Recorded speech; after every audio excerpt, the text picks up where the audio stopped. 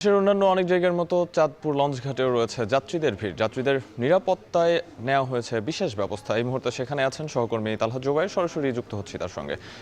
তালহা, এই মুহূর্তে লঞ্চঘাটে ভিড় কেমন দেখছেন এবং সেখানে কোনো ধরনের অসঙ্গতি বা অনিয়ম দেখছেন কিনা জানাবেন।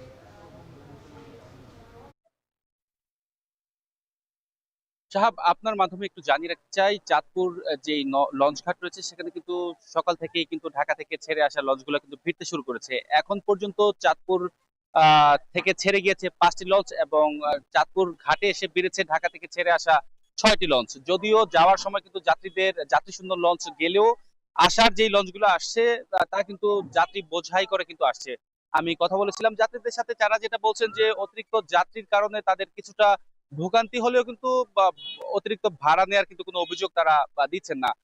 খুব স্বাচ্ছন্দ্যেই কিন্তু তারা আসলে এই তাদের যাত্রা কিন্তু করতে পারছেন বলে কিন্তু তারা সন্তুষ্টি প্রকাশ করছেন। একই সাথে আসলে যাত্রীদের নিরাপত্তার জন্য কিন্তু কর্তৃপক্ষ বেশ জোরালো ভূমিকা রাখছেন। কোস্টগার্ড, নৌ পুলিশের পাশাপাশি রোভার স্কাউটের সদস্যরা কিন্তু নিয়োজিত রয়েছেন যাত্রীদের নির্বিঘ্নে চলাচল করার জন্য।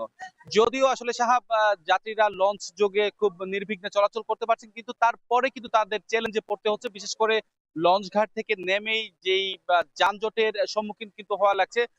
চাঁদপুরের যেই আধুনিক নৌ টার্মিনাল করার কথা ছিল তা এখনো কাজ শেষ না হওয়ায় কিন্তু তাদের বেশ দুর্ভোগই পড়া লাগছে। তাছাড়া অতিরিক্ত যাত্রীর কারণে যারা সিএনজি, অটোরিকশা সহ গণপরিবহন রয়েছে তারা কিন্তু বেশ বাড়তি ভাড়া কিন্তু হাঁকাচ্ছে। যদিও প্রশাসন কিন্তু সেই বিষয়টা নজরদারিতে রাখছেন বলে কিন্তু জানিয়েছেন আমাদেরকে। তবে সবকিছু মিলে আসলে বলা চলে যে একটা স্বস্তির ঈদের যে যাত্রা তা কিন্তু উপভোগ করছেন বলে কিন্তু আসলে যাত্রীরা জানিয়েছেন। এবং চাঁদপুরের পাশাপাশি অন্যান্য অনেক জেলার মানুষই কিন্তু এই রুট দিয়ে চলাচল। চাঁদপুর লঞ্চঘাট থেকে আমাদের সঙ্গে যুক্ত ছিলেন তালহা জুবায়ের। এখন ঢাকায় একটা বিরতি নিচ্ছি, ফিরছি একটু পরে।